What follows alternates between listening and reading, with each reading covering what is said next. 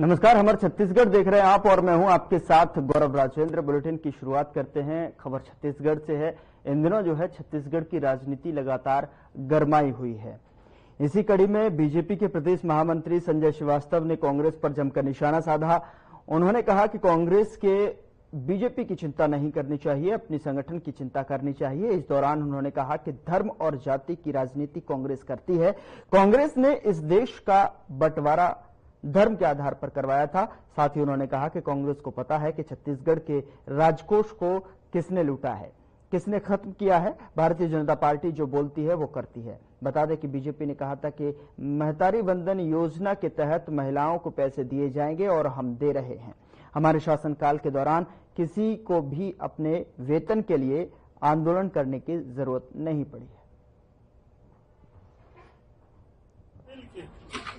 क्योंकि मेरा उत्तर विधानसभा में ये एरिया आता है, इसलिए मुझे ज्यादा दायित्व मिला है।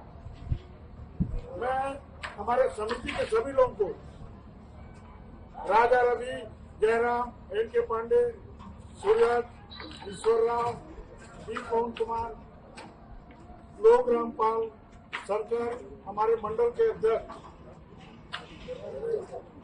गोरेलाल जी, हमारे पूर्व पार्षद गोपाल सोनी जी और हमारे महिला नेत्री महिला नेत्री अनिता जी और अभी के वर्तमान पार्षद जो ऐतिहासिक एक और चार है, उनको हरवा दिया गया। और मेरे भाई सरपंच जी के पत्नी है और जितने त्रिपाठी जी और जितने बैठे मेरे साथी सब मिल के, पूरा उत्तर विधानसभा के मिल के, पूरे रायपुर के लोग मिलके, पूरे छत्तीसगढ़ के लोग मिलके ये उत्सव मना रहे हैं।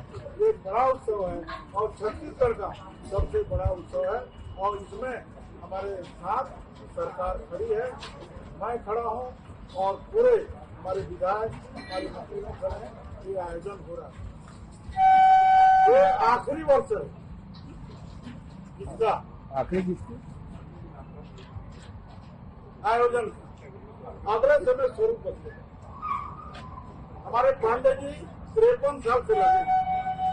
मैं पिछले समय रिक्वेस्ट किया था, एक प्रेस भी दिया था कि हम सब जो त्योहार पहले मनाते आते थे, आदिकाल से, आजादी के पहले से हम मनाते थे श्री राम विजयदशमी। धीरे धीरे हम इसको आगे पीछे किए और हमारा दशहरा ठीक है, जैसा मनाते हैं, जैसा उसका कोई उसमें आपत्ति नहीं है, लेकिन हमारा असत्य को सत्य की ओर ले जाने का जो परंपरा था, उसमें कहीं न कहीं हम आने वाले साल श्री राम विजय दशमी उत्सव मनाएंगे। आने वाला समय इस साल जैसे मनते आ रहा है उसी के लाइन में बनेगा। हम सब साथ में हैं और अच्छे तरीके से हम दशहरा उत्सव मनाएंगे और जिस तरह परंपरा रही है 53 साल की परंपरा उसको। देखिए, धर्म और जाति की बात करने पर आपत्ति है, लेकिन जिन्होंने सैकड़ों वर्ष तक देश की आजादी के पहले और देश की आजादी के बाद जिन्होंने धर्म के आधार पर देश को बांटा, जाति के आधार पर लोगों को विभाजित किया है, उनको आज इस बात की पीड़ा क्यों हो रही? जो सत्य बात है उसकी पीड़ा क्यों हो रही है? आखिर नेहरू जी प्रधानमंत्री थे। देश का विभाजन, इससे बड़ा दुर्भाग्य क्या हो सकता है कि भारत देश जो एकता और अखंडता सबके लिए जाना जाता है, इस देश का विभाजन धर्म के आधार पर हो गया। दो व्यक्तियों की महत्वाकांक्षा थी प्रधानमंत्री बनने की, एक यहां की एक पाकिस्तान की, दोनों की सहमति से देश का विभाजन धर्म के आधार पर हो गया। तो कांग्रेस कम से कम इस बात को ना करे। और तुष्टीकरण का आलम तो यह है, सब जानते ही हैं। पहले 50-58 सालों पर इस देश के अंदर में कांग्रेस का ही राज था। कांग्रेस ने जिस तरीके से तुष्टीकरण के आधार पर एक धर्म विशेष, एक संप्रदाय विशेष के लोगों को जो प्राथमिकता दी है, तमाम प्रकार के बयान आए हैं कि यहां की संपत्ति, यहां के संसाधनों पर पहला हक किसका है, ये किसने कहा। तो दो प्रदेशों के अंदर में धर्म के आधार पर आरक्षण, जिसकी कोई संवैधानिक व्यवस्था नहीं है, संविधान के अंदर में कोई व्यवस्था नहीं है, लेकिन दो प्रदेशों के अंदर में उन्होंने धर्म के आधार पर आरक्षण प्रदान किया। ये कांग्रेस की सरकार ने किया। तो पहले पन्ना पलट ले और फिर जब ऊपर देखें, प्रधानमंत्री जी के बयान पर केवल बयान देना ये कोई शोभा नहीं देता। अपने करतूत पर कांग्रेस को ध्यान देना चाहिए कि आपने किस तरीके का विभाजन। अभी तो देश के अंदर में जिस तरीके का धार्मिक रूप से भी मैं कह सकता हूं, या जिस तरीके से देश के प्रति एक सम्मान, मान सम्मान और देश के प्रति एक लगाव जो पैदा हुआ, ये बीजेपी के शासन में कि हम सबको लेके सबके साथ सबका विकास का नारा माननीय मोदी जी ने दिया ना, उसके आधार पर हम कर रहे हैं। कांग्रेस की मजबूरी है कि वो लोगों को भरमाना चाहती है कि बीजेपी इस तरीके की बातें करती है। अगली खबर का रुख करते हैं। खबर धमतरी से है, जहां पर डीपीएस के स्कूल के बच्चे की पिटाई जो है शिक्षक ने ट्रेन में कर दी। आपको बता दें कि कक्षा 3 में पढ़ने वाले अपने बेटे से क्लास 8 के बच्चे की चप्पल और जूते से लेकर जो है पिटाई की गई है। धमतरी डीपीएस स्कूल के बच्चे एडवेंचर ट्रैकिंग के लिए गए थे। नैनीताल में 171 स्कूली बच्चे और 17 शिक्षक अनुश्री और प्रतिमाली राय ने ही अपने बच्चों को से जो है मारपीट की है, जिसकी शिकायत पालकों ने कुरूद थाने में की है।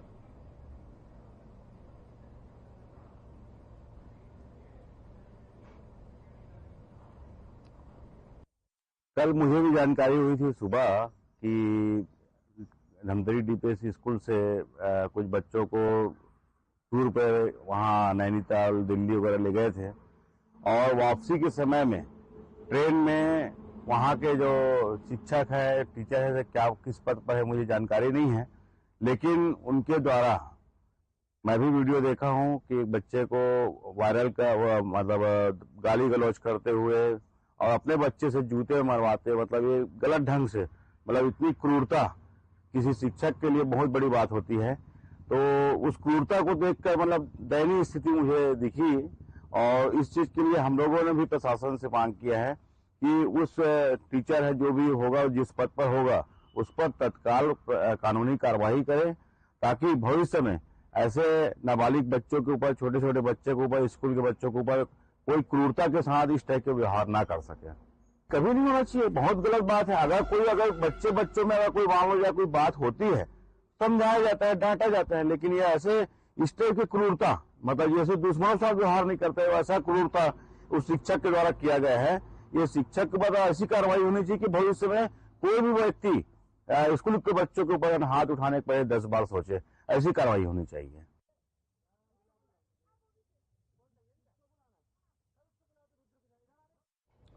अगली खबर का रुख करते हैं। खबर रायपुर से है, जहां पर बीजेपी को लेकर कांग्रेस लगातार जो है सख्त तेवर अपनाती हुई दिखाई दे रही है, जिसमें कि कांग्रेस संचार विभाग प्रमुख सुशील आनंद शुक्ला ने प्रेस कॉन्फ्रेंस कर बीजेपी पर जमकर हमला बोला है। उन्होंने कहा कि 15 साल छत्तीसगढ़ में बीजेपी की सरकार रही, लेकिन चंदखुरी में माता कौशल्या धाम और वन गमन पत्र का जन आधार केवल कांग्रेस के समय में किया गया है। साथ ही उन्होंने प्रधानमंत्री नरेंद्र मोदी को भी जमकर घेरा। उन्होंने कहा कि बेहद ही दुर्भाग्यपूर्ण विषय है कि प्रधानमंत्री जातिगत राजनीति कर रहे हैं। हुई है, निकाला नहीं गया है। ये एसआई की परीक्षा, एसआई छत्तीसगढ़ में युवाओं के लिए विष्णु का कुशासन चल रहा है।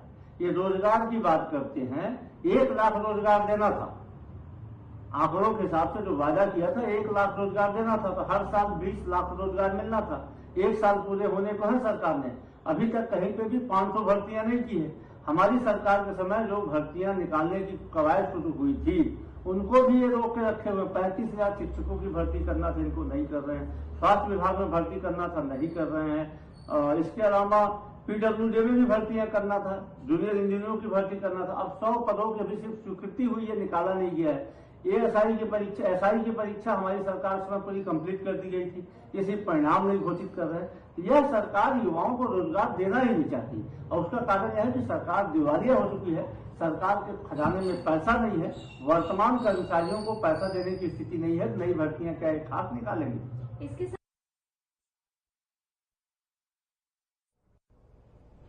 खबर रायपुर से है, जहां पर WRS मैदान में इस बार हर सालों की तरह जो है इस बार भी दशहरा का भव्य आयोजन देखने को मिलेगा।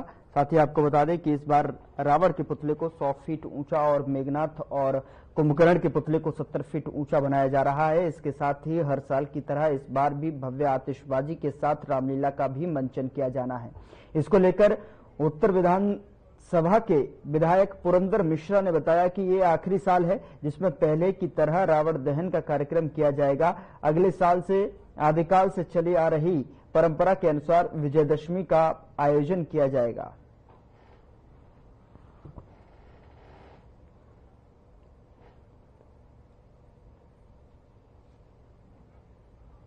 इसका अल्लाह के मतलब व्यवस्था रखा हुआ है।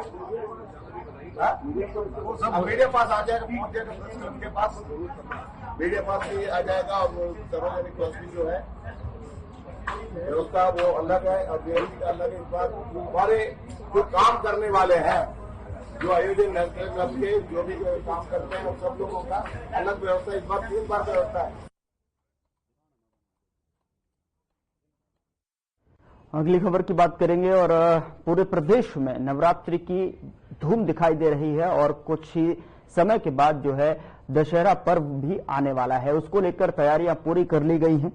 इसी कड़ी में रायपुर के रावण भाटा मैदान में भी हर साल की तरह इस बार भी सार्वजनिक दशहरा उत्सव समिति के द्वारा रावण दहन कार्यक्रम का आयोजन किया जा रहा है। कार्यक्रम 12 अक्टूबर को होने वाला है, जिसकी शुरुआत शाम 4 बजे होगी और कार्यक्रम का समापन रात 8 बजे किया जाएगा। इस साल के रावण दहन कार्यक्रम में विशेष आकर्षण का केंद्र भव्य आतिशबाजी के साथ रावण, कुंभकर्ण और मेघनाथ का वध होगा, जिसमें आतिशबाजी के लिए जबलपुर के कलाकारों के द्वारा विशेष रूप से प्रस्तुति की जाएगी। इसके अलावा रामलीला और अखाड़े का भी प्रदर्शन होगा। कार्यक्रम में मुख्य अतिथि के रूप में छत्तीसगढ़ के पूर्व मुख्यमंत्री भूपेश बघेल, सांसद ब्रजमोहन अग्रवाल समेत कई बड़े लोग शामिल होंगे।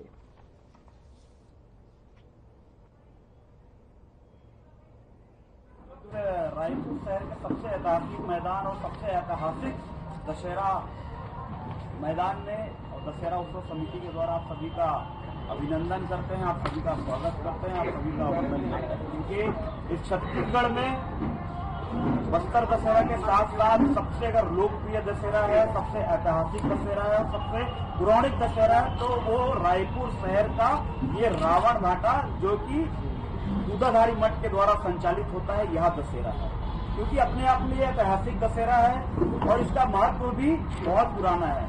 जब हम सबका जन्म भी नहीं हुआ था तब से यह दशहरा संचालित होते आ रहा है, इसलिए यह दशहरा अपने आप में महत्वपूर्ण दशहरा है। और आज इस दशहरा समिति के पत्रकार वार्ता में आप सभी का पूरा समिति परिवार आपका हार्दिक अभिनंदन करते हैं। और आज के इस पत्रकार वार्ता में प्रमुख रूप से समिति के अध्यक्ष आदरणीय श्री मनोज वर्मा जी, समिति के संयोजक आदरणीय श्री सुशील ओझा जी, सदस्यगण में सम्मानीय रामकृष्ण अग्रवाल जी, लव ठाकुर जी, उमेश गुप्ता जी, नरेश कश्यप जी, चक्रधारी जगत जी, राजा ठाकुर जी, सौरभ ठाकुर जी, राम साहू जी, भूपेन्द्र साहू जी, सभी समिति के सम्मानीय सदस्यगण यहाँ पर उपस्थित है, जिनके द्वारा यह दशहरा संचालित होती है।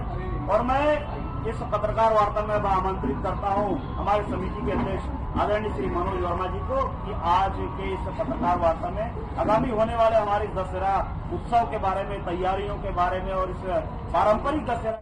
उधर गरियाबंद में पत्नी ने अपने प्रेमी के साथ मिलकर अपने पति की हत्या करने का मामला सामने आया है। दरअसल आपको बता दें कि शोभा थाना क्षेत्र के पेंड्रा गांव में रहने वाली समारी बाई का विवाह ढोलसराय गांव के रहने वाले 33 वर्षीय रोहित से हुआ था। पत्नी इकलौती बेटी थी और उसका पिता भी नहीं था, इसलिए रोहित घर जमाई बनकर रहने लगा था। लेकिन समारी को रोहित ने उसके प्रेमी के साथ आपत्तिजनक स्थिति में देख लिया और दोनों ने लोहे के रॉड से पीट कर उसकी हत्या कर दी। मामला का खुलासा तब हुआ जब मृतक रोहित नवाखाई पर्व में अपने घर नहीं पहुंचा। वहीं जब पुलिस जांच में जुटी तो हत्या का खुलासा हुआ, जिसके बाद आरोपी पत्नी को पुलिस ने हिरासत में ले लिया। फिलहाल पुलिस आरोपी प्रेमी की तलाश में जुटी हुई है।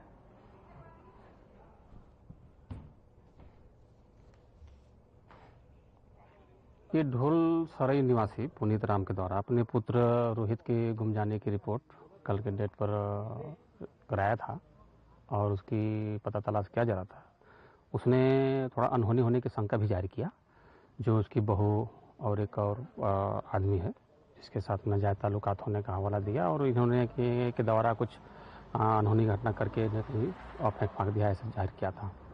इस रिपोर्ट पर पता चला इसके दौरान में अपने उसकी बहू यानी मृतक की पत्नी से पूछताछ किया गया और उसके पूछताछ के आधार पर उनके निशानदेही पर ही जिस जगह में बॉडी को आरोपी ने दफनाया था उस जगह में तलाशी लिया गया तहसीलदार की उपस्थिति पर, और वहाँ पे कुछ मिला तो नहीं, क्योंकि बॉडी को ये तुरंगा के जंगल वाली नदी है वहाँ पे शिफ्ट कर दिया गया था, और उसके बताए अनुसार ही तुरंगा के जो के कौन सा झरन क्या बोलते हैं नदी नाला में जो है रोड किनारे है, जो वहाँ पे बालू में जो है दफना दिया गया था, किनारे से पानी बह रहा था, और वहाँ से भी उसका नरकंकाल यानी डेड बॉडी को बरामद कर लिया गया है। पीएम की कार्रवाई की जा रही है और आगे की सूचना जारी है।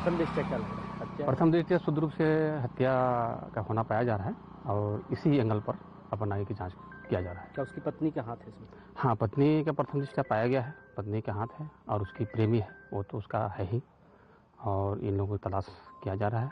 पत्नी को हिरासत में लिया जाकर पूछताछ की जा रही है और एक उसके पे टीम लगाई गई है, तो पता तलाश के लिए आगे जांच जारी है। खबर रायपुर से है, जहां हरियाणा में भारतीय जनता पार्टी की शानदार जीत के बाद जो है जश्न का माहौल यहां पर देखने को मिला है। आपको बता दें कि बीजेपी नेताओं ने जबरदस्त जश्न मनाकर अपनी प्रसन्नता व्यक्त की है। कुशाभाऊ ठाकरे परिसर और एकात्म परिसर स्थित बीजेपी कार्यालय में बीजेपी नेताओं, पदाधिकारियों और कार्यकर्ताओं ने पटाखे फोड़कर ढोल नगाड़ों की थाप पर नृत्य और जयघोष करके विजय जुलूस निकाला। बीजेपी नेताओं ने जम्मू कश्मीर में बीजेपी के बेहतर प्रदर्शन को बीजेपी के प्रति बढ़ते जन विश्वास का परिचायक बताया है।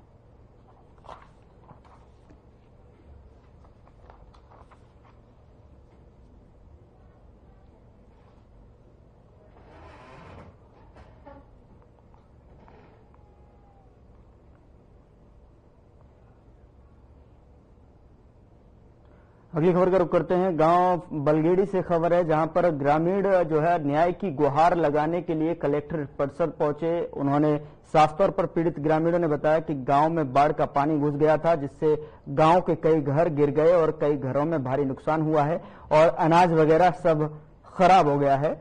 वहीं बाढ़ पीड़ितों ने आरोप लगाते हुए कहा कि जवाबदार अधिकारियों ने कई घरों का निरीक्षण किया। जो बाढ़ से पीड़ित थे उनके घर तक अधिकारी नहीं पहुंचे। अधिकारी कुछ घरों का निरीक्षण करके चले गए थे, जिसके बाद जिन घरों का नुकसान हुआ ही नहीं है, जिनका पक्का मकान बना हुआ है, उन्हीं लोगों को मुआवजा राशि दे दिया गया है और हम पीड़ित लोगों को कुछ भी नहीं मिला है।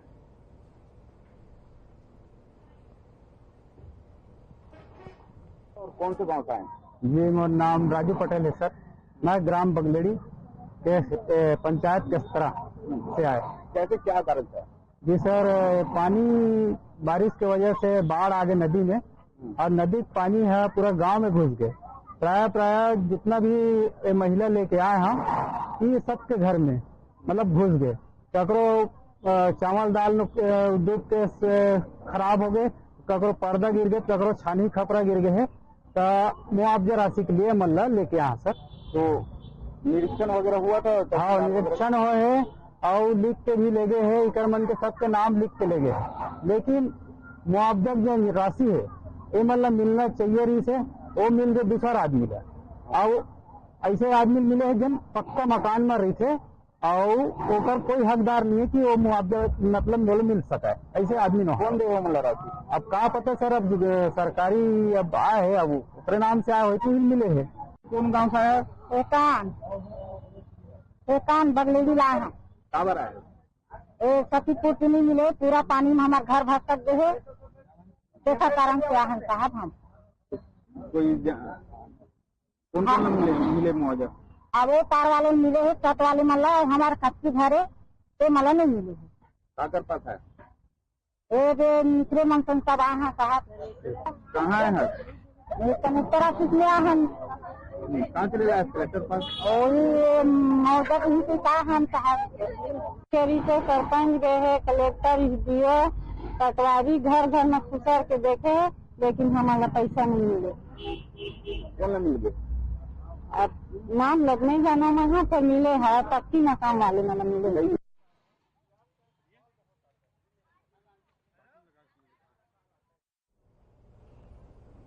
अगली खबर का रुख करते हैं। खबर जांजगीर चांपा से है, जहां पर 16 अक्टूबर को मोटिवेशनल स्पीकर अवध ओझा का कार्यक्रम जो है आयोजित किया जाएगा। आपको बता दें कि हरिलीला ट्रस्ट के सचिव अमर सुल्तानिया ने कार्यक्रम की रूपरेखा और प्रवेश पाने के लिए क्या करना है इसकी जानकारी देने के लिए प्रेस वार्ता की। मोटिवेशनल स्पीकर के रूप में अवध ओझा के साथ पूर्व आईएएस और छत्तीसगढ़ के वित्त मंत्री ओपी चौधरी भी जो है युवाओं के करियर मार्गदर्शन करेंगे। हर साल इसी तरह खास कार्यक्रम आयोजित किया जाता है। इस बार देश विदेश में ख्याति प्राप्त मोटिवेशनल स्पीकर अवध ओझा युवाओं को नई दिशा दिखाएंगे। वहीं छत्तीसगढ़ के वित्त मंत्री और पूर्व आईएएस ओपी चौधरी भी कार्यक्रम में शिरकत करेंगे और युवाओं को अपनी जिंदगी से जुड़े बातों को शेयर कर अपनी सफलता की कहानी बताएंगे। हरिलीला ट्रस्ट द्वारा पिछले वर्ष 16 अक्टूबर को स्वास्थ्य कैंप के साथ मोटिवेशनल स्पीकर सोनू शर्मा का कार्यक्रम आयोजित किया गया था, जिसकी सफलता के बाद इस बार ट्रस्ट के सदस्यों ने कार्यक्रम में शामिल होने वाले युवाओं को व्हाट्सएप और फेसबुक के माध्यम से लिंक उपलब्ध कराए जा रहे हैं, जिसमें अपनी डिटेल्स भरकर क्यूआर कोड जनरेट किया जाएगा, जिसके माध्यम से निःशुल्क एंट्री मिल जाएगी।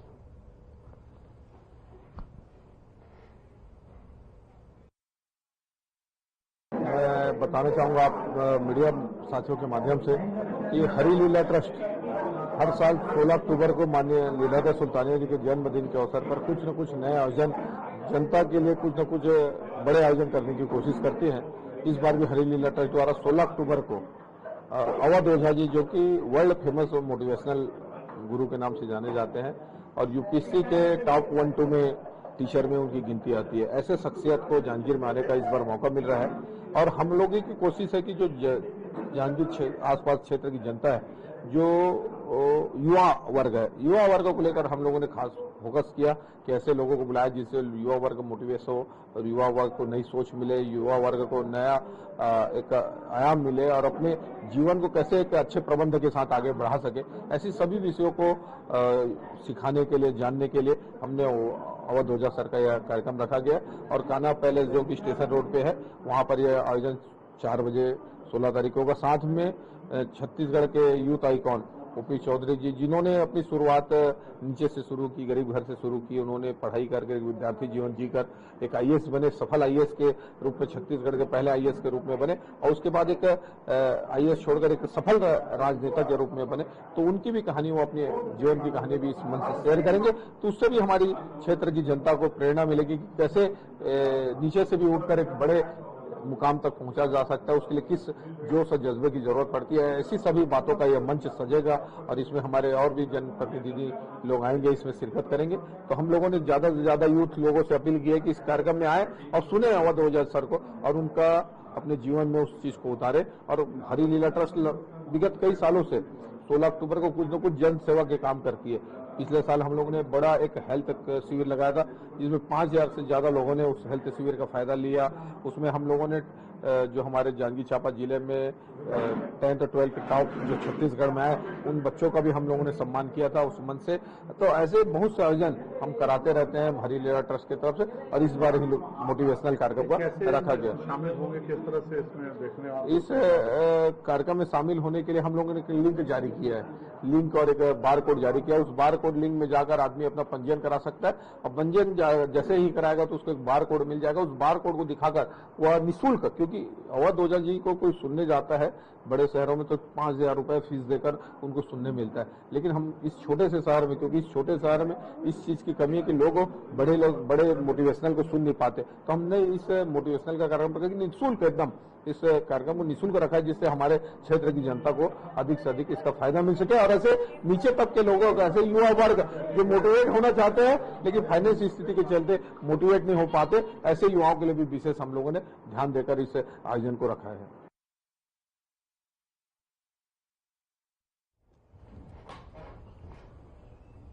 फिलहाल बुलेटिन में इतना ही। नमस्कार।